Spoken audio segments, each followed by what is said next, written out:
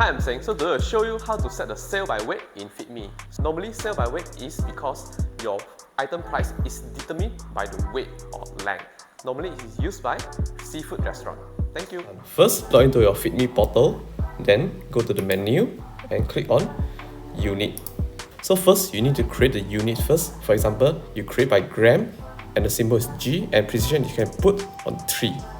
For example, gram. Abbreviation you can put at G, and precision you can put at 3. Then just click create. After create, it will show like this. Then go to your product. Let's say I create an item under fish category, so I click plus. Let's say squid.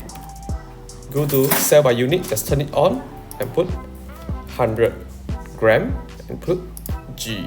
So if you sell 1 kg for 100 ringgit, so 100 gram will be 10 ringgit. Then if you got the add-on group, you can link with the group. Just click save. Then don't forget, publish your menu. Then go to your FeedMe post. Then go to fish and click squid. So it will ask how much is your unit quantity. Let's say the customer order for 250 gram. Just 250 gram. Just click save. Then just click confirm. Automatically it will calculate for you. So total will be 25 ringgit.